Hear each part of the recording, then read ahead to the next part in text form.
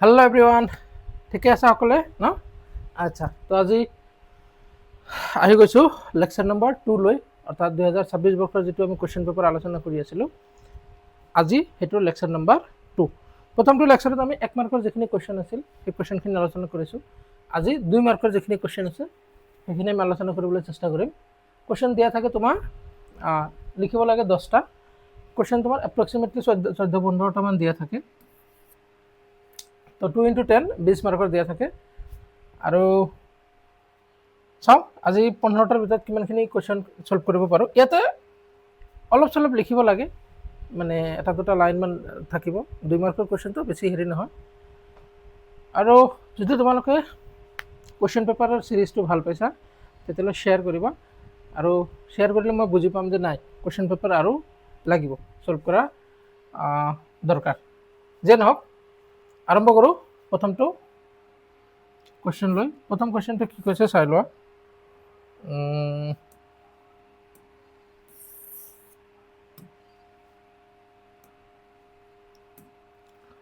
প্ৰথম কুৱেশ্যন কৈছে যে কুলম্বৰ সূত্ৰটো ভেক্টৰ ৰূপত লিখা।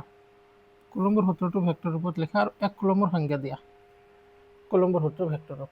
আচ্ছা, আমি কুলম্বৰ সূত্ৰৰ এনেকুৱা ফৰ্মুলা পাইছিলোঁ, F = K Q1 Q2/r²। এইটো আছিলে কুলম্বৰ সূত্ৰৰ মানে ফৰ্মুলাটো। আৰু ইয়াতে কে কোনটো কি বুজাইছে, এইটো সাপোজ এটা আদান Q1 আৰু এইটো এটা আদান Q2, আৰু এওঁলোকৰ মাজৰ ডিষ্টেঞ্চটো হ'ল r। এই আদানৰ ওপৰত ফ'ৰ্চ এপ্লাই কৰিব এইখিনি পৰিমাণৰ, এওঁৰ ওপৰত ফ'ৰ্চ এপ্লাই কৰিব এইখিনি মানৰ, একেই। কিন্তু কথাটো হ'ল এওঁৰ ওপৰত ফ'ৰ্চ এপ্লাই কৰিব এইটো ডাইৰেকশ্যনত, আৰু এওঁৰ ওপৰত ফ'ৰ্চ এপ্লাই কৰিব এইটো ডাইৰেকশ্যনত। এওঁটো এই আদানে ইয়াৰ ওপৰত ফ'ৰ্চ এপ্লাই কৰিব, এইটো আমি লিখিম F21, তাৰমানে ফ'ৰ্চ অন 2/1। প্ৰথমত যিটো লিখা থাকিব সেইটোৰ ওপৰত, পিছৰটো যিটো লিখা থাকিব সেইটোৰ দ্বাৰা। এইটোৰ অৰ্থ হ'ল যে ফ'ৰ্চ অন 2/1 কিমানখিনি দেখা যায় একবাৰ চাই লওঁ। Force on 2/1। তো চিমিলাৰলি এওঁৰ ওপৰত ফ'ৰ্চ এপ্লাই কৰিব, আৰু সেইটো হ'ব F12। তো এইটোৰ মিনিং হ'ল ফ'ৰ্চ অন 1/2। Force on 1/2। এতিয়া আমি এই ফ'ৰ্চটোৰ ভেক্টৰ ৰূপত লিখিব লাগে। যিকোনো এটা লিখি লওঁ, এইটো নাইবা এইটো। আমি এইটো এনেকৈ লিখিম ভেক্টৰ ৰূপত, ভেক্টৰ ফৰ্ম। আচ্ছা, ভেক্টৰ ফৰ্মত জাষ্ট এই লাইনটো লিখিলে হ'ল। মোৰ অফলাইন যিবিলাক ষ্টুডেণ্ট আছে, মানে মোৰ ক্লাছৰ যিবিলাক ষ্টুডেণ্ট, মই ইমানবাৰ কওঁ যে নাই এটা লাইন লিখিলে হ'ল, এটা লাইন লিখিলে হ'ল। তেওঁলোকে ডায়েগ্ৰাম আঁকি ইমানখিনি লিখি দিয়ে। 1 মাৰ্কৰ কাৰণে ইমানখিনি লিখাৰ দৰকাৰ নাই, তুমি জাষ্ট এইটো লিখিলে হ'ল। ফ'ৰ্চ যিকোনো এটা চোৱা, ফ'ৰ্চ অন চাপ'জ এইটো 2/1, এইটো ভেক্টৰ চিন = K Q1 Q2/r³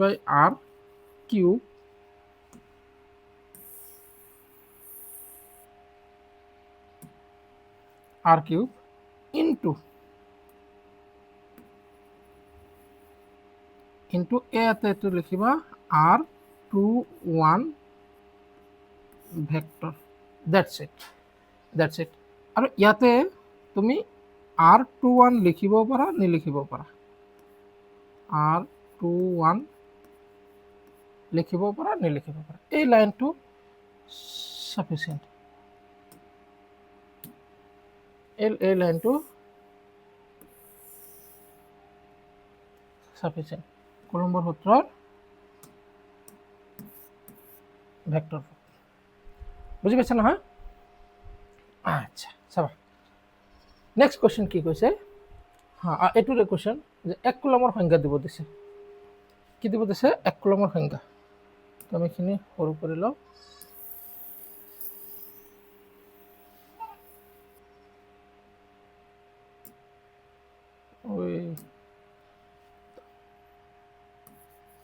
we know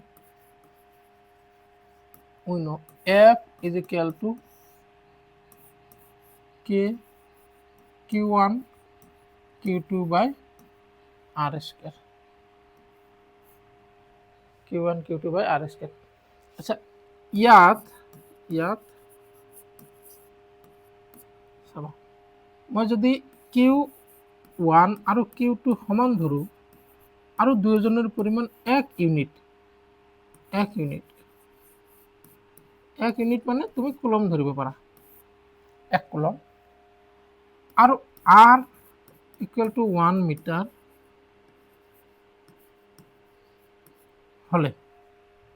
হলে আমি কি পাম F is equal to K equal to 9 into 10 to the power 9 Newton.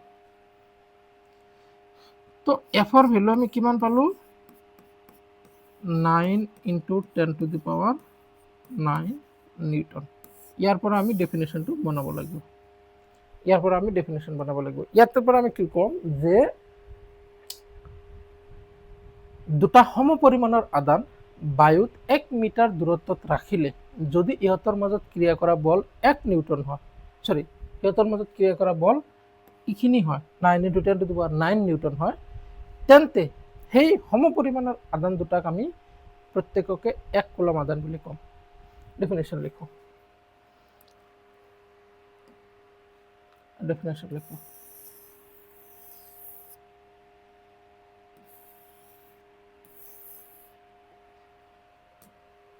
আচ্ছা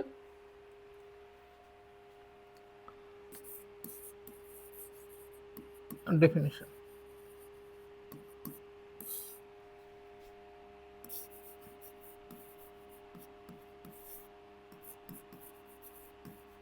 বায়ুশূন্য স্থানত 1 মিটাৰ দূৰত্বত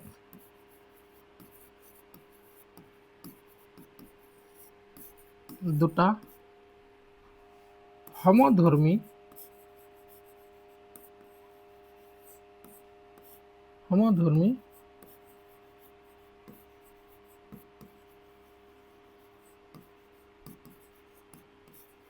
সমপৰিমাণৰ আদান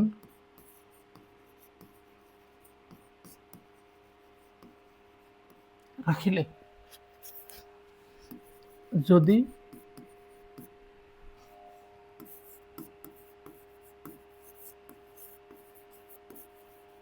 ইহঁতৰ মাজত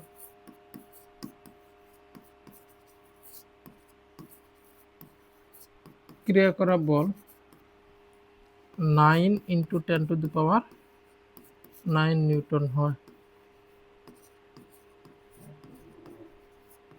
তেন্তে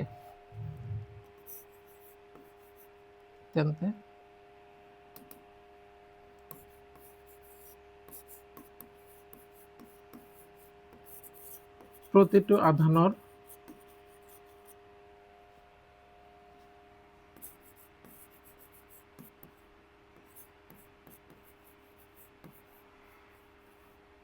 পৰিমাণক 1 কুলম বুলি কোৱা হল। আচ্ছা বুঝি পাইছা? তো আমাৰ 1 মাৰ্কৰ যেটো কোৱেশ্চন সেইটো গ'ল। নেক্সট কি কৈছে, শুকান চলি ফনিয়ালে ফণিখনে কাগজৰ সৰু টুকুৰা আকৰ্ষণ কৰে কিয়? আচ্ছা চুলিখিনি ভিজা থাকিলে কি হ'ব, কি ঘটিব?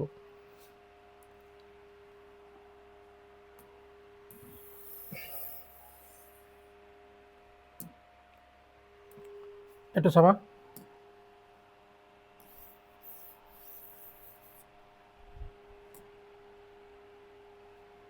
এইটো হ'ল আমাৰ 2 নম্বৰটো চোৱা, শুকান চুলি ফনিয়ালে ফণিখনে কাগজৰ সৰু সৰু টুকুৰা আকৰ্ষণ কৰে। আচ্ছা চাবা, সাপোজ তোমাৰ হাতত এটা ফণি আছে,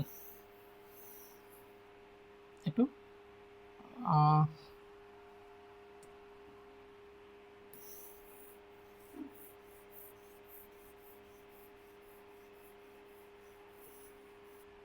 এটা ফণি, ইমান ধুনীয়া ফণি আঁকিব পাৰোঁ চাইছা নহয়?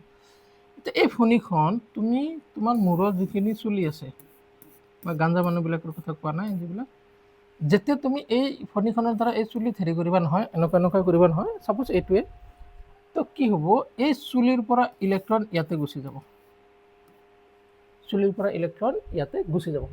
তো যিটো ফণী সেইটো কি হ'ব, নেগেটিভলি চাৰ্জ হ'ব,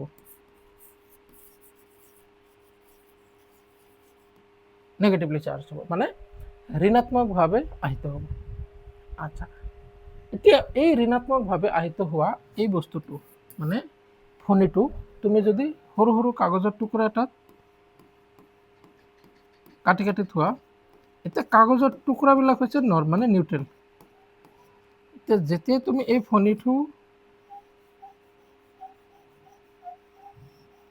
ইয়াতে আনিবা নহয়, এইটো হ'ল নেগেটিভলি চাৰ্জ, এইটো কি হ'ব, ইয়াতে এট্ৰেক্ট কৰিব, বুজি পাইছে নহয়, এইটো ইয়াতে এট্ৰেক্ট কৰিব। আচ্ছা, নেক্সট কি হ'ব, আচ্ছা এইখিনি আমি বুজি পালোঁ, কুৱেশ্যন কি কৈছে, কিয় কিয় তো বুজি পালোঁ আমি। চুলিখিনি ভিজা হ'লে কি ঘটিব, আচ্ছা চাবা, এতিয়া মই যে ক'লোঁ এই চুলিৰ পৰা ইলেক্ট্ৰনবিলাক ইয়াতে গুচি যায়, কিয় গুচি যায়, তাৰমানে তুমি যেতিয়া ফণীখন এনেকুৱা কৰিবা নহয়, এইটো আৰু মোৰ চুলিৰ মাজত কি হ'ব, ঘৰ্ষণ হ'ব, ফ্ৰিকশ্যন হ'ব। ফ্ৰিকশ্যন হ'লে কি হ'ব, চুলিৰ যিবিলাক আউটাৰ মষ্টৰ ইলেক্ট্ৰন সেইবিলাক ইয়াতে গুচি আহিব, কথা বুজি পালা। আচ্ছা, তো ইলেক্ট্ৰনবিলাক ইয়াতে গুচি যোৱাৰ লগে লগে এইটো হৈ গ'ল ঋণাত্মক, মানে ঋণাত্মকভাৱে আহিত। এইটো যেতিয়া তুমি কাগজৰ ওচৰত যাবা, কাগজ নিউট্ৰেল, এতিয়া এটা নিউট্ৰেল বস্তু, এইটো নেগেটিভলি চাৰ্জ যেতিয়া ওচৰত লৈ যাব নহয়, এইটো কি কৰিব, মানে ষ্টাৰ্ট মানে ইনষ্টেণ্টত কি হ'ব, এইটো আকৰ্ষণ কৰিব। এতিয়া কৈছে কি চুলিখিনি ভিজা হ'লে কি ঘটিব, চুলিখিনি ভিজা হ'লে কি ঘটিব, ভিজা হ'লে কি ঘটিব, যেতিয়া মানে ভিজা চুলিত তুমি মানে ফণীটো হেৰি কৰিবা নহয়, তেতিয়া ঘৰ্ষণৰ পৰিমাণ কম হ'ব, তেতিয়া ঘৰ্ষণৰ পৰিমাণ কম হ'ব। যেতিয়া ঘৰ্ষণৰ পৰিমাণ কম হ'ব, যেতিয়া ঘৰ্ষণৰ পৰিমাণ কম হ'ব, তেতিয়া মানে ইলেক্ট্ৰন ইয়াৰ পৰা ইয়ালৈ নাযাব বা কমকৈ যাব বা নাযাব। তো ইয়াত ইলেক্ট্ৰন যদি ইয়াৰ পৰা ইয়ালৈ নাযায়, তেতিয়াহ'লে এইটো ঋণাত্মকভাৱে আহিত নহ'ল, ঋণাত্মকভাৱে আহিত যদি নহয়, তেতিয়াহ'লে এইটো কাগজৰ ওচৰত লৈ যোৱাৰ লগে লগে এইবিলাকক কি নকৰে, আকৰ্ষণ নকৰে, বুজি পালা নহয়। আমি এই কথাখিনি অলপ সজাই পৰাই লিখিব লাগিব।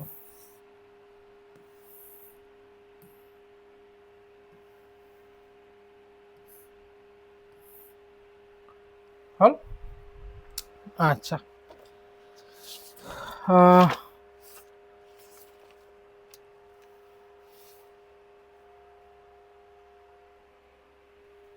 এটা আমি এনেকৈ লিখিম, 2 মাৰ্কৰ আছে নহয়, বেছি লিখাৰ দৰকাৰ নাই।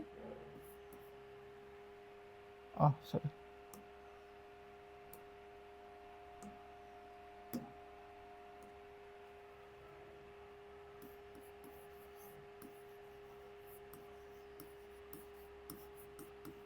শুকান চুলি ফণীৰে ঘঁহিলে বা আঁচৰালে, এনেকৈও লিখে, ফণীৰে ঘঁহিলে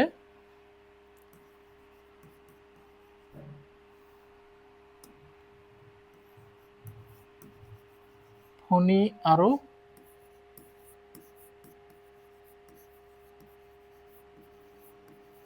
চুলিৰ মাজত, এইটো সৰু মানে ডাঙৰ হয়, ঘৰ্ষণ হৈ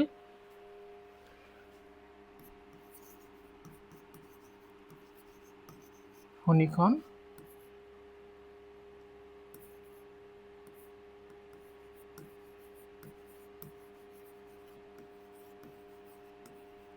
ঋণাত্মকভাৱে আহিত হয়,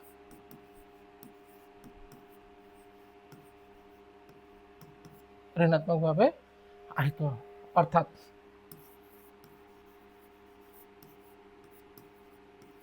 ইলেক্ট্ৰন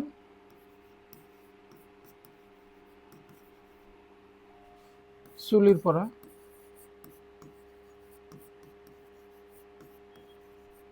ফণীলৈ গতি কৰে, ফণীলৈ গতি কৰে। আচ্ছা, এই আহিত ফণীখন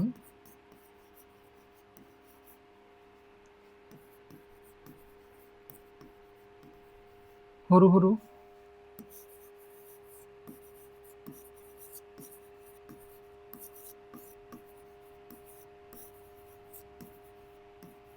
কাগজৰ টুকুৰা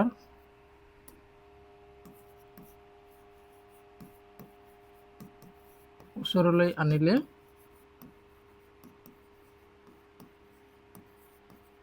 ইহঁতক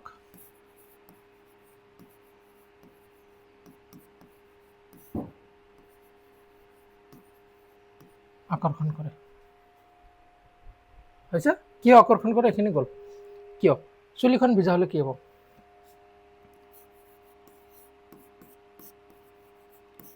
চুলিবোৰ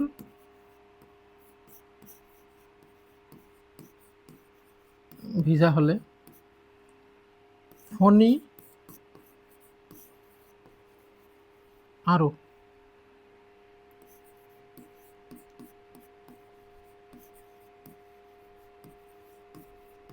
চুলিৰ মাজত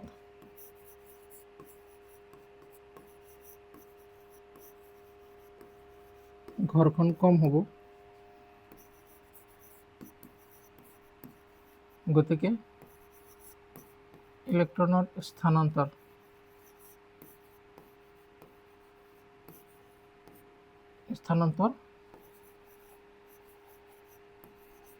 কম হ'ব বা নহ'বই। গতিকে এনে অৱস্থাত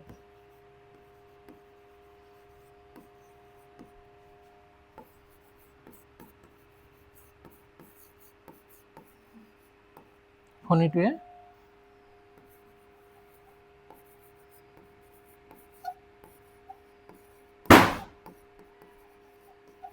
কাগজৰ টুকুৰাবোৰক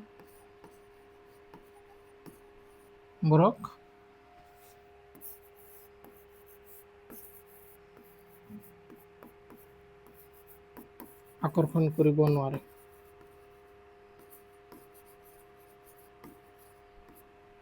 হৈছে? আকৰ্ষণ কৰিব নোৱাৰে। হৈছে? উঠাই লোৱা।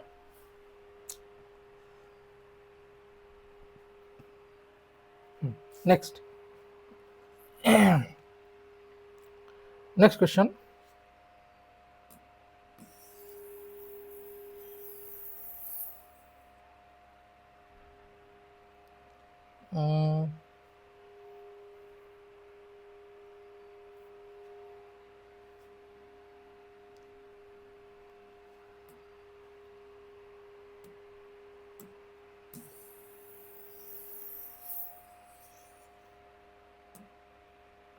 আচ্ছা, নেক্সট কুৱেশ্যনটোত কি কৈছে? প্লট এ গ্ৰাফ চলভিং গেলিয়াম আৰ্ছেনিক পদাৰ্থৰ বিধৰ বাবে বিভৱ সাপেক্ষে প্ৰবাহৰ পৰিৱৰ্তন দেখুৱাই এটা লেখ অংকন কৰা। লেখটোত সেই অংশটোত চিহ্নিত কৰা য'ত ৰোধৰ মান ঋণাত্মক আৰু ওমৰ সূত্ৰ মানি চলে। দুটা বস্তু দেখাব লাগে। এটা মেটেৰিয়েল আছে গেলিয়াম আৰু মানে গেলিয়াম আৰ্ছেনিক। গেলিয়াম আৰ্ছেনিক এইটো এটা গ্ৰাফ আছে। এইটো সেনেকুৱা মানে বহুত কিবা এটা টপিক দি দিছে এনেকুৱা নহয়। এইটো ডাইৰেক্ট তোমালোকৰ NCERT-ত দিয়া আছে। লাইব্ৰেৰীত যাওঁ, এইটো book class 12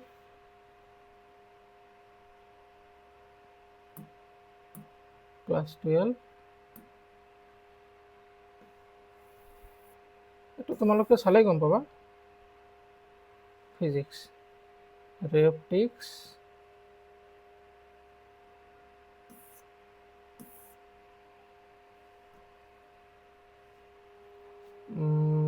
this is part 1.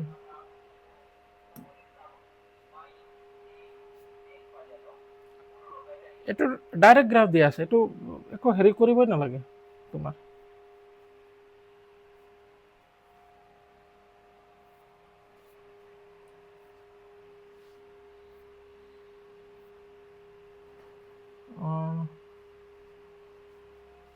Current ইলেক্ট্ৰিসিটি chapter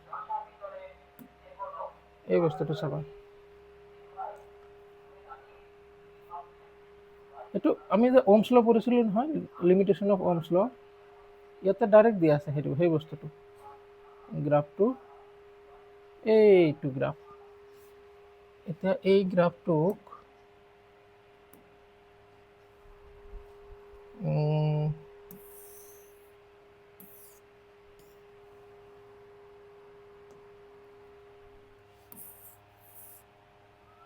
এইটো কেনেকৈ হেৰি কৰিব মইতো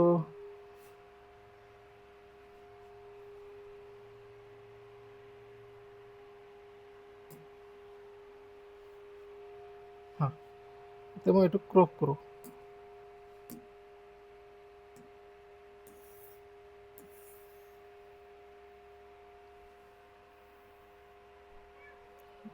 ভেৰি গুড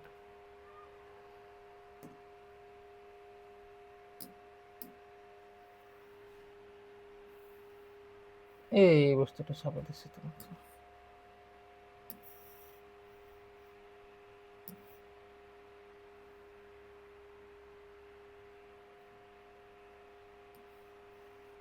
এই বস্তুটো চাবা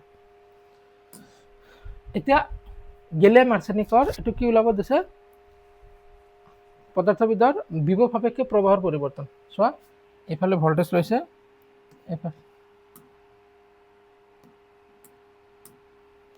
এইফালে ভল্টেজ লৈছে আৰু এইফালে হ'ব কাৰেণ্ট আই এতিয়া ভল্টেজ প্ৰথম অৱস্থা চোৱা এইটো অঞ্চলত ভল্টেজ যিমানেই বাঢ়ি গৈছে কাৰেণ্ট সিমানেই বাঢ়ি গৈছে ভল্টেজ যিমানেই বাঢ়ি গৈছে কাৰেণ্ট সিমানেই বাঢ়ি গৈছে এইটো তো ইয়াতে এইটো ৰেজিয়নত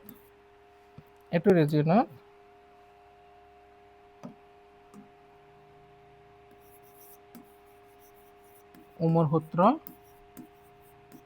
মানি চলে এটাতো এইটো দেখিব দিছে যে কোনটো অঞ্চলত ওমৰ সূত্ৰ মানি চলে এইটো হ'ল 2 নম্বৰ কুৱেশ্যনৰ এনসাৰ তাৰপিছত কি তাৰ আগতে কি কৈছে ৰোধ ঋণাত্মক কেতিয়া চোৱা যেতিয়া ভল্টেজ বাঢ়িব কাৰেণ্টও বাঢ়িব তো V is proportional to I আৰু V is equal to R I তো ইয়াৰ পৰা আমি আৰ পাইছোঁ R is equal to V by I তো ভল্টেজ বাঢ়িলে কাৰেণ্ট বাঢ়িব এইটো যিটো ৰেজিষ্টেঞ্চ আমি পাম এইটো হ'ল এইবিলাক হ'ল পজিটিভ ৰেজিষ্টেঞ্চ এইবিলাক ইয়াতে নন লিনিয়াৰ চোৱা ইয়াতে নন লিনিয়াৰ ইয়াতে সমানুপাতিক নহয় এইটো চোৱা এইটো সমানুপাতিক ৰেখা সদায় কি হ'ব তোমাৰ সৰলৰৈখিক হ'ব এইটো নন অমিক বা ওমৰ সূত্ৰ মানি নচলা আৰু কি ল'ব দিছে ৰোধৰ ঋণাত্মক এইখিনি এৰিয়া চোৱা ভল্টেজ বাঢ়ি গৈছে কিন্তু কাৰেণ্ট কমি গৈছে এইটো হ'ব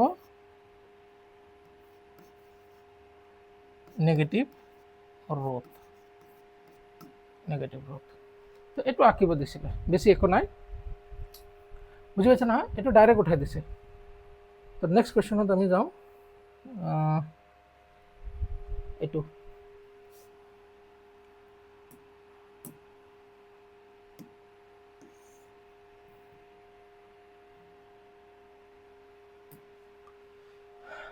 আচ্ছা তাৰপিছত কি দিছে ডি নম্বৰটো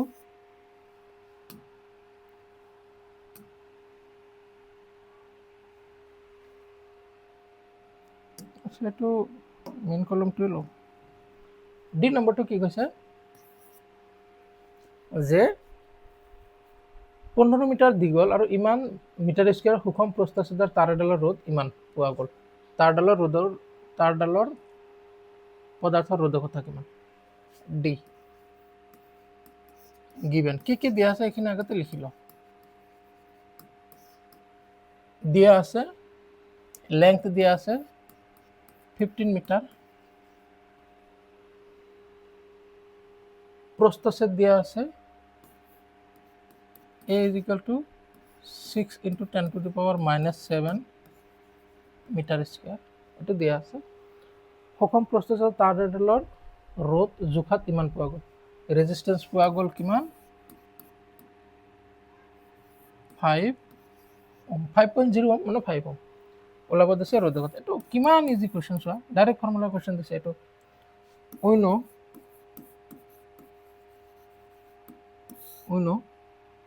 rho is equal to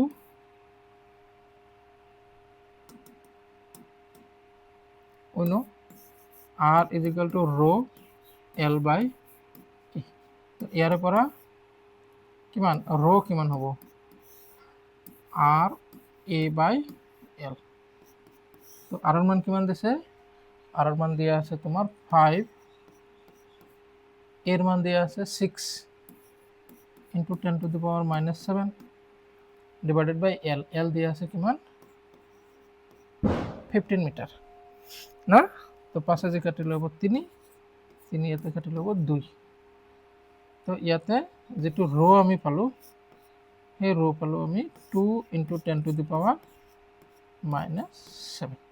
আচ্ছা, রোর ইউনিট কি হব, রোর ইউনিট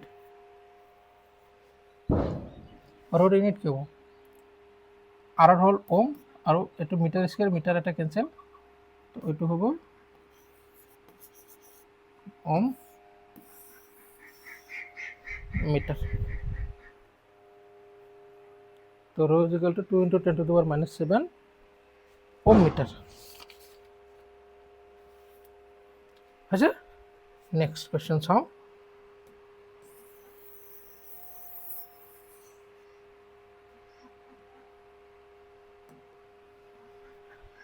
নেক্সট কোয়েশ্চন চাও এটো, এই two long and parallel conductors A and B, মই বাৰে বাৰে ইংলিছ কিয় পঢ়ো, A আৰু B দুটাল A আৰু B পৰিবাহী দুডালৰ মাজেৰে ক্ৰমে 8 এম্পিয়াৰ আৰু 5 এম্পিয়াৰ প্ৰবাহ একে দিশত চালিত হৈছে। A আৰু B পৰিবাহী দুডালৰ মাজৰ ব্যৱধান ইমান হলে 1 সেন্টিমিটাৰ দূৰত্বত কিমান বল প্ৰযুক্ত হ'ব। এইটো ডাইৰেক্ট ফৰ্মুলা দিছে, ডাইৰেক্ট ফৰ্মুলা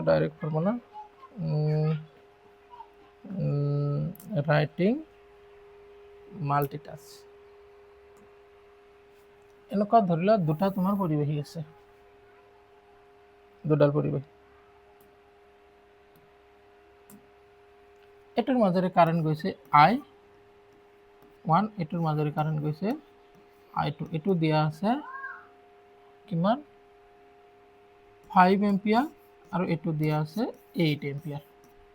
হ্যাঁ, আৰু এওঁলোকৰ মাজৰ ডিস্টেন্স সাপোজ r, আৰু r ৰ ভ্যালু দিয়া আছে 4 সেন্টিমিটাৰ। এতিয়া এই পৰিবাহী দুডালৰ মাজত প্ৰথম কথাটো হ'ল এটো যে যেতিয়া দুটা প্যাৰালাল সমান্তৰাল পৰিবাহীৰ মাজেৰে একে দিশত প্ৰবাহ চালিত হয়, তেতিয়াহ'লে পৰিবাহী দুটা এটাৰ লগত আনটো কি হয় আকৰ্ষণ হয় বা সিহঁতৰ মাজত আকৰ্ষণীয় বলৰ সৃষ্টি হয়। কিন্তু যেতিয়াই কাৰেন্টৰ ডাইৰেকশন উল্টিব, সাপোজ এটো এফালে গৈছে এটো কাৰেন্ট তলফালে গৈছে, তেতিয়া এওঁলোকৰ মাজত বিকৰ্ষণ বলৰ সৃষ্টি হ'ব। এটো কেতিয়াবা সুধিব পাৰে। তো ইয়াতে আমাৰ অংক দিছে, আৰু এই যে মই ক'লো এওক আকৰ্ষণ কৰিব বা এওক আকৰ্ষণ কৰিব, হেতু formula hall F is equal to mu naught I1 I2 L divided by twice pi r। L মানে কিমান দৈৰ্ঘ্যৰ ওপৰত তোমাক ফোৰ্স লাগে, এটা হল L। যদি একক দৈৰ্ঘ্যত ফোৰ্স লাগে তেতিয়াহলে L এত বহুৱাৰ দৰকাৰ নাই। আচ্ছা, তো আমি ভ্যালু পুট কৰো, এটুক মই এনেকে লিখো, এটুক মই এনেকে লিখিব চেষ্টা কৰো, mu naught by 4 pi into 2 এটা মাল্টিপ্লাই কৰিছো, তো I1 I2 L ওপৰত 2 এটা মাল্টিপ্লাই ডিভাইডেড বাই r। এতে ভ্যালু চোৱা কিমান কিমান দিয়া আছে, mu naught by 4 pi মানে 10 to the power minus 7, এটো আমি জানো, into 2 into I1 ৰ মান দিছে 8, I2 ৰ মান দিছে 5, L ৰ মান দিছে 4 সেন্টিমিটাৰ, সৰি L ৰ মান দিছে হেৰি কিমান মিটাৰ, হ্যাঁ 1 সেন্টিমিটাৰ দৈৰ্ঘ্যৰ ওপৰত। তো L ৰ মান দিছে 1 সেন্টিমিটার, 1 সেন্টিমিটার মানে 10 to the power minus 2 meter divided by r, r মানে 4 সেন্টিমিটার, তো 4 into 10 to the power minus 2 meter. তো কাটাকাটি করলে কিমান হ'ব, 4 এটা হচ্ছে 2 বার, 2 দুগুণে এটা কাম কৰোঁ, আমি এইটো ওপৰত লৈ যাওঁ।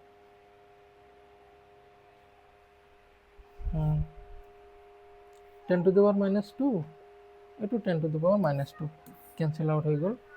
তো ইয়াতে থাকিল তোমাৰ 2। এটা কাম কৰোঁ, 2 × 5 মানে 10 হ'লে এইটোৰ পাৱাৰ 1 কমাই দিওঁ, 10 to the power -6। তো F = আমি কিমান পালোঁ, 2 × 10 to the power -6 নিউটন। এইটো হ'ল ইয়াৰ answer, 2 × 10 to the power -6 newton হৈছে। আচ্ছা, এই কুৱেশ্যনটো যদি এনেকুৱা আহিলে হয় যে 10 চেণ্টিমিটাৰৰ ওপৰত প্ৰয়োগ হোৱা ফ'ৰ্চ উলিয়াব লাগে, তেতিয়াহ'লে এলৰ ভেলু বহাব লাগিব 10। যদি কয় যে একক দৈৰ্ঘ্যত থকা একক দৈৰ্ঘ্যৰ ওপৰত প্ৰয়োগ হোৱা বলৰ মান, তাৰমানে এলৰ ভেলু ডাইৰেক্ট 1 মিটাৰ একক দৈৰ্ঘ্যত। গোটেইকেইটা SI ইউনিটত বহালে এইটো SI ইউনিটত বহাব লাগিব। আচ্ছা, যে নহওক, নেক্সট কুৱেশ্যনত আমি যাওঁ যে what is magnetic susceptibility C. এইটো কাই বুলি কয়,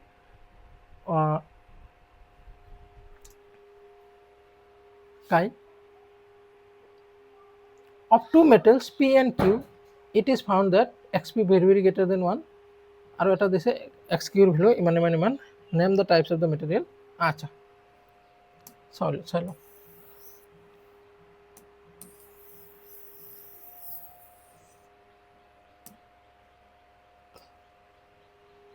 কিমান F নাম্বাৰ। এটা হেৰি আছে, এইটোক কয় কাই। এতিয়া আমি কাই বুলি কওঁ, চি বুলিও কয়, চি যিটো কোৱা আৰু। তো কাই এইটোৱে কি বুজায়? আচ্ছা, ইয়াৰ নাম হৈছে মেগনেটিক সাসেপ্টিবিলিটি।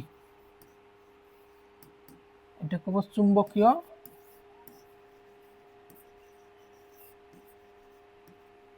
এইটো দিয়া আছে নহয়,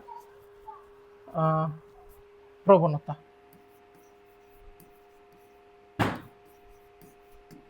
চুম্বকীয় প্ৰৱণতা। আচ্ছা, চুম্বকীয় প্ৰৱণতা মানে হ'ল, চুম্বকীয় প্ৰৱণতা মানে কায়ে কি বুজায়? এইটোৱে কি বুজায়? এইটোৱে বুজায় এটা বস্তু মেগনেটিক ফিল্ডত ৰাখিলে কিমান ভালকে সি মেগনেটাইজড হ'ব।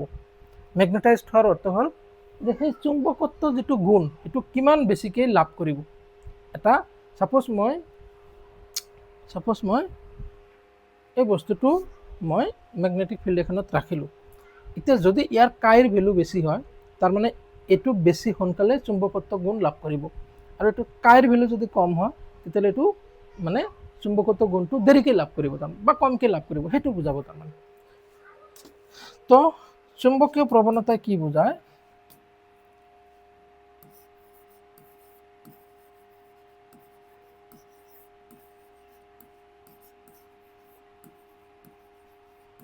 চুম্বকীয় প্ৰৱণতাই পদাৰ্থ এটা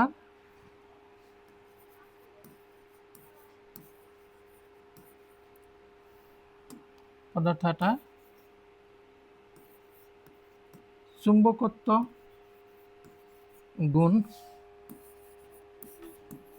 লাভ কৰা সামৰ্থক বুজায়।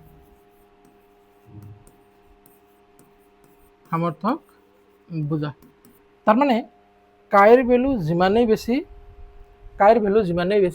সিমানেই বস্তুটো বেছিকৈ চুম্বকত্ব লাভ কৰিব। আচ্ছা, হ'ল। এতিয়া ছাপোজ কাইৰ ভেলু কলমেদি যোৱাৰ পিছত আহিবা কাইৰ ভেলু যদি বেছি হয়, ছাপোজ মোৰ দেন 1, তাৰমানে এওঁ ভাল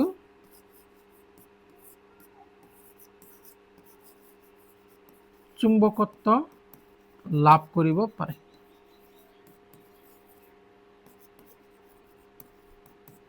ভাল চুম্বকত্ব লাভ কৰিব পাৰে।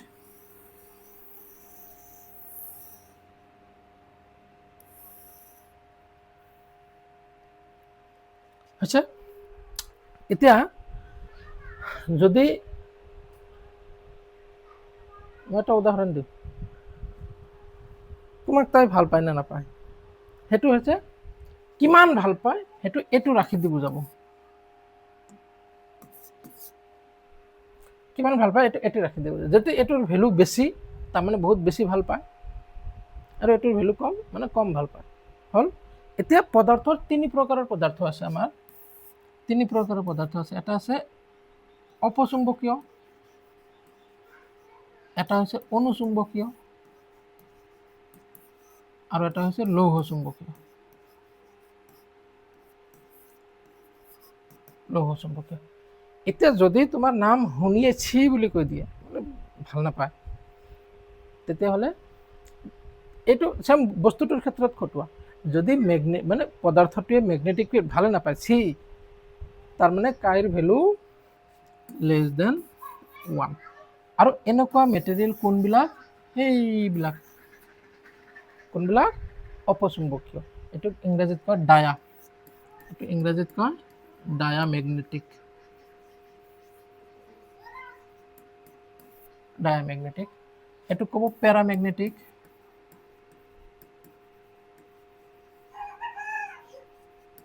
এইটোক ক'ব পেৰামেগনেটিক, আৰু এইটোক ক'ব ফেৰোমেগনেটিক।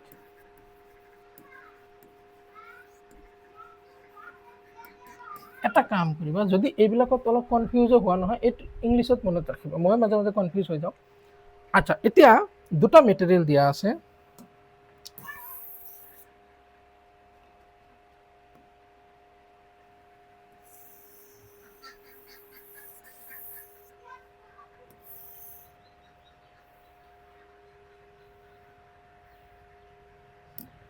আচ্ছা, দুটা মেটেৰিয়েল দিয়া আছে, এটা হৈছে পি, এটা হৈছে পি, এটা হৈছে কিউ। এতিয়া পি মানে পিৰ ভেলু দিয়া আছে এনেকুৱা যে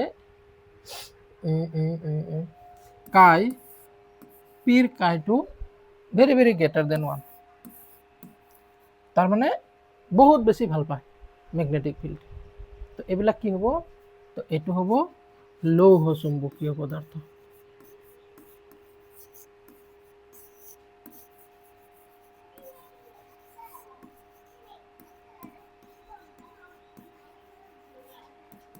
এইটো হ'ব লৌহ চুম্বকীয়। কিউ পদাৰ্থটো কেনেকুৱা, যে ইয়াৰ যিটো কাইৰ ভেলু, সেইটো ইয়াৰ যিটো কাইৰ ভেলু সেইটো 0তকৈ কম, তাৰমানে সেনেকুৱা টাইপ, 0তকৈ কম। তো 0তকৈ কম মানে এইটো কাৰ হ'ব? আচ্ছা, ভেৰি ভেৰি গ্ৰেটাৰ দেন 1 মানে লৌহ চুম্বকীয়, গ্ৰেটাৰ দেন 1 ভাল পায়, বহুত বেছি নহয় বাট ভাল পায়, এইটো কি হ'ব মানে পেৰামেগনেটিক, হা, অনুচুম্বকীয়। এইটো ভালে নাপায়, লেছ দেন মানে 0, এইটো হ'ব ডায়ামেগনেটিক।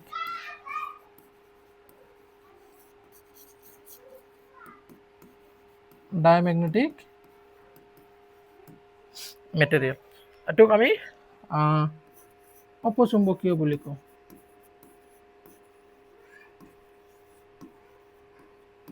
অপচুম্বকীয় পদাৰ্থ। আচ্ছা, কিমান টাইম হ'ল বা? 40 মিনিট। নেক্সট কুৱেশ্যনত আমি যাওঁ, 50 মিনিট মান হওক, এতিয়ালৈকে আমি এফলৈকে পালোঁ, নেক্সট কুৱেশ্যনত আমি যাওঁ।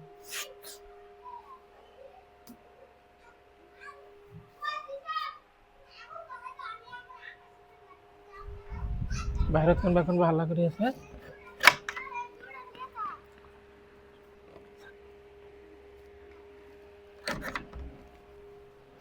এইটো কি আছিল?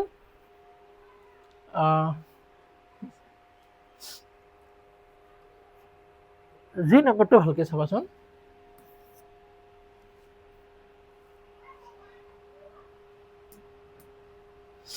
জি নম্বৰটো ভালকৈ চাবা। কি কৈছে? 10 চেণ্টিমিটাৰ বাহু বিশিষ্ট আৰু 5 ওহম ৰ'দৰ বৰ্গাকাৰ কুণ্ডলী এটা পূব পশ্চিমকৈ থকা সমতল এখনত লম্বভাৱে স্থাপন কৰি ইমান টেছলাৰ সুষম চুম্বক ক্ষেত্ৰ এখন তলখনত উত্তৰ পূব দিশত প্ৰয়োগ কৰা হৈছে। উত্তৰ পূব দিশত প্ৰয়োগ কৰা হৈছে। আচ্ছা, যদি এটা নিৰ্দিষ্ট হাৰত চৌম্বিক ক্ষেত্ৰখনে ইমান ছেকেণ্ডত শূন্যলৈ হ্ৰাস পায় সেই সময়ছোৱাৰ ভিতৰত আবিষ্ট বিদ্যুৎ চালক বলৰ মান নিৰ্ণয় কৰা। তাৰমানে কি ওলাব দিছে, আবিষ্ট বিদ্যুৎ চালক বলৰ মান ওলাব দিছে, মানে ইৰ মান ওলাব দিছে। কুৱেশ্যন নম্বৰ 2 হৈছে এইটো, কুৱেশ্যন নম্বৰ 2 এইটো হৈছে জি। এক মিনিট ৰ'বা। আচ্ছা, মানুহ এজন আহিছিল একচুৱেলি, এইটো মই দিব লাগে, ফ'কাছটো কৰাৰ কাৰণে। আচ্ছা, যিয়ে নহওক, এইটো কুৱেশ্যনটো ভালকৈ চাবা। 10 মিটাৰ বাহু বিশিষ্ট পূব পশ্চিমকৈ থকা সমতল এখনত লম্বভাৱে স্থাপন কৰা হৈছে। আচ্ছা, এইটো চাবাচোন, এটা হেৰি আছে, ধৰি লোৱা এনেকুৱা লম্বভাৱে স্থাপন কৰা হৈছে।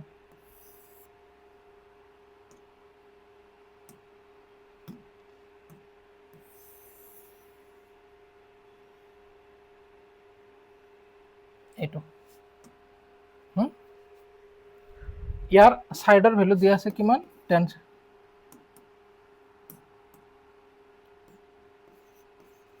10 চেণ্টিমিটাৰ, আৰু ইয়াতে এটা ৰেজিষ্টেঞ্চ দিয়া আছে, সেইটো হ'ল 5.5 Ω। 0.5। কুৱেশ্যন এইটো নহয়, কুৱেশ্যন বেলেগ। এটি কুণ্ডলী পূব পশ্চিমকৈ থকা, এইটো ধৰা পূব, এইটো পশ্চিম, এই পূব পশ্চিম সমতল এখনত লম্বভাৱে স্থাপন কৰা হৈছে, এনেকুৱা ভাৰ্টিকেলি মানে থোৱা হৈছে। আচ্ছা, এটা ভালকৈ এটা কথা কোৱাচোন, মই আৰু এটা কলম হ'লে ভাল আছিলে।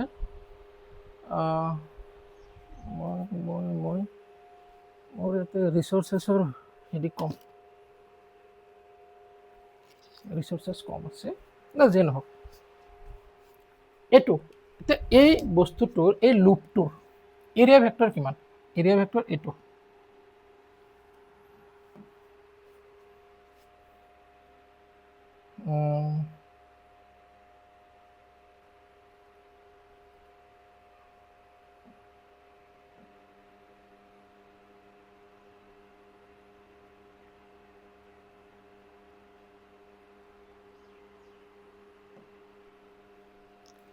আচ্ছা, এইটো এৰিয়া ভেক্টৰ কোনটো হ'ব? এইটো হ'ব এৰিয়া ভেক্টৰ। তাৰমানে এৰিয়া ভেক্টৰ এটা এইফালে, আনটো ভিতৰ ফালে। তাৰমানে এৰিয়া ভেক্টৰটো কেনেকুৱা হ'ল তোমাৰ? তাৰমানে এটা এৰিয়া ভেক্টৰ হ'ল দক্ষিণ ফালে, এটা এৰিয়া ভেক্টৰ হ'ল উত্তৰ ফালে, না? আচ্ছা, এতিয়া মই যদি ইয়াৰ এৰিয়া ভেক্টৰ আঁকো, এৰিয়া ভেক্টৰ এনেকুৱা হ'ব। এইটো এটা এৰিয়া ভেক্টৰ, এইটো মানে দক্ষিণ ফালে, এটা এৰিয়া ভেক্টৰ হ'ব এনেকুৱা উত্তৰ ফালে, হ'ল? আচ্ছা, তো এইটো দক্ষিণ, এইটো উত্তৰ, এইটো কথা হ'ল, এইটো হ'ব পূব, এইটো হ'ব পশ্চিম, এইখিনি হ'ল। এতিয়া লম্বভাৱে স্থাপন কৰি 0.1Tৰ সুষম চৌম্বক ক্ষেত্ৰ এখন তলখনত উত্তৰ পূব দিশত, উত্তৰ পূব মানে ইয়াৰ পৰা এনেকৈ এখন মেগনেটিক ফিল্ড এপ্লাই কৰা হৈছে। আচ্ছা, এইটো এই এংগুল চোৱা, এইটো এইবিলাক সমান, অবভিয়াছ কথা, এইটো 45 হ'লে এইটো 45 হ'ব, এইটো 45। তাৰমানে এৰিয়া ভেক্টৰৰ লগত কিমান ডিগ্ৰী কোণ কৰা? 45 ডিগ্ৰী কোণ কৰা। এই বস্তুটোৱে খালি এই কুৱেশ্যনটোৰ পৰা ওলাব লাগে, 45 ডিগ্ৰী কোণ কৰা। উত্তৰ পূব দিশত প্ৰয়োগ কৰা হৈছে। যদি এটা নিৰ্দিষ্ট হাৰত চৌম্বক ক্ষেত্ৰখন ইমান ছেকেণ্ডলৈ শূন্যলৈ হ্ৰাস পায় সময়ছোৱাৰ ভিতৰত, সেই সময়ছোৱাৰ ভিতৰত আবিষ্ট বিদ্যুৎ চালক বলৰ মান নিৰ্ণয় কৰা। হ'ল? এতিয়া এই চিত্ৰটো মই আৰু অলপ ভালকৈ আঁকো।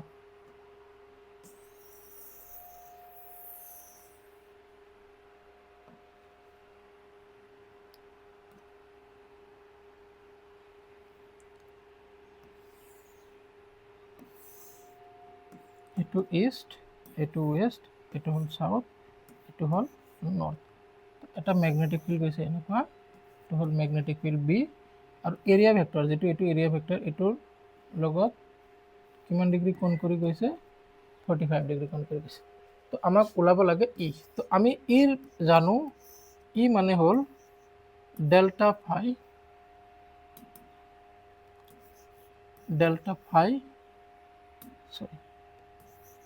ডেল্টা ফাই বাই ডেল্টা টি। তো ডেল্টা ফাইক আমি এনেকৈ লিখিব পাৰোঁ ফাই টু মাইনাছ ফাই ওৱান ডিভাইডেড বাই T2 মাইনাছ T1। এইটো একচুৱেলি এটা মাইনাছ চিন আহে, যাৰ কাৰণে ইয়াতে মডুলাছ দিয়া হয়। এতিয়া ফাই ওৱান কিমান হ'ব, ফাই টু কিমান হ'ব? ফাই ওৱান চাওক, ফাই মানে হৈছে বি এ কছ থিটা। এতিয়া বিৰ ভেলু কিমান দিয়া আছে? বিৰ ভেলু দিয়া আছে 0.1 T, 0.1 T into area. Area কিমান দিয়া আছে? 10 সেন্টিমিটাৰ ইয়াৰ বাহু। তো এৰিয়া কিমান হ'ব? আচ্ছা, লেংথ দিয়া আছে 10 সেন্টিমিটাৰ, তাৰমানে 10 into 10 to the power -2 meter, তাৰমানে 10 টু দি পাৱাৰ -1 মিটাৰ। তো এইটো যদি লেংথ হয়, এৰিয়া হ'ব 10 to the power -1 into 10 to the power -1 কছ থিটা ইনটু কছ থিটা। কছ কিমান হ'ব? 45 ডিগ্ৰী। তো 0.1 ইনটু 10 টু দি পাৱাৰ -1 মানে 0.1 ইনটু 10 টু দি পাৱাৰ -1 মানে 0.1 ইনটু 1/√2। তো 1/√2ৰ ভেলু হ'ল তোমাৰ এনেকুৱা,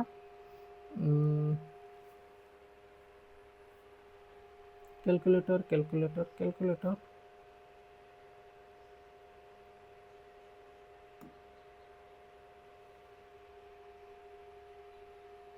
এটু কি হয়?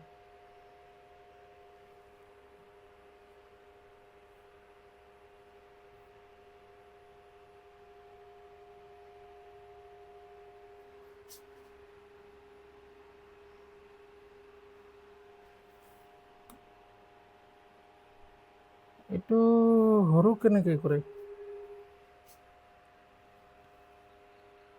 আচ্ছা, বাদ দিয়া। তো এটু মই আগতে এটা ক্যালকুলেশন কৰি থোৱা আছে। এটু হ'ব 0.00 আচ্ছা, তো আহি গৈছে মার্কার কোড। আচ্ছা, তো এটা কিমান আছিল? মই 1 মিনিট ফেনটো ঘূৰাই লওঁ।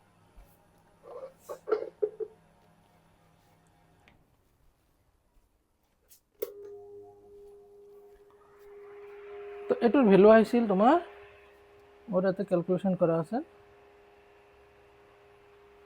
0.000700 0.000700। এটু কেনেকুৱা দেখা যায় আখৰটো?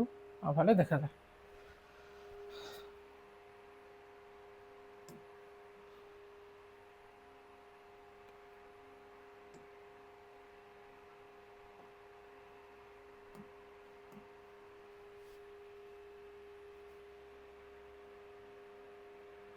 Oh my god, এটা কি হল?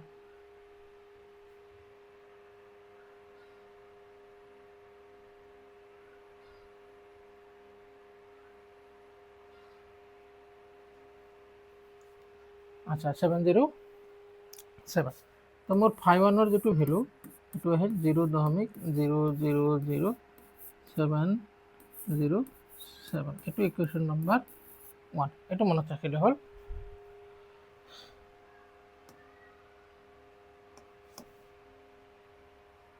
নৰ্মেল পেন, এক্সিষ্টিং পেন,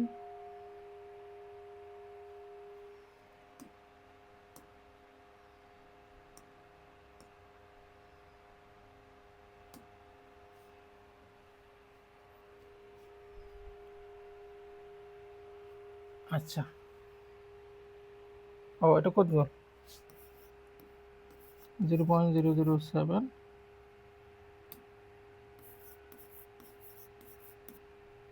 এটা হলো মোট ফাই ওয়ান, ইকুয়েশন নাম্বার 1।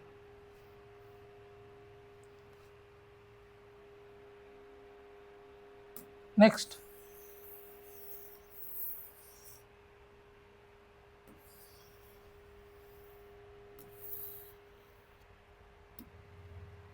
ফাইটো কিমান হ'ব?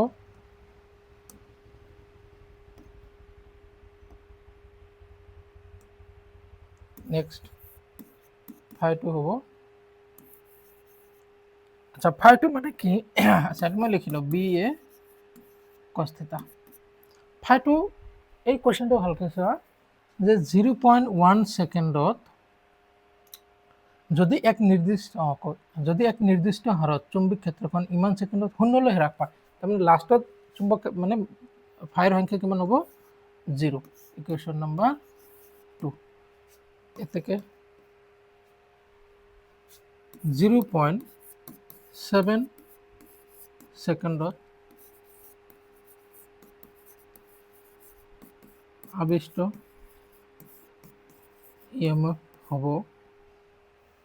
হ'ব আমি কি লিখিব পাৰিম E = ডেল্টা ফাই বাই ডেল্টা টি মডুলাছ দিওঁ তো ফাই 2 মাইনাছ ফাই 1 ডিভাইডেড বাই T2 মাইনাছ T1 তো এইটো কিমান পালোঁ আমি ফাই 2 ৰ ভ্যালু এইটো মডুলাছ দিওঁ আমি ফাই 2 ৰ ভ্যালু 0 মাইনাছ এটাৰ ভ্যালু পালোঁ 0.0000700 টাইম কিমান T2 মানে লাষ্ট সেকেন্ড 7 মাইনাছ 0 7 সেকেন্ড নহয়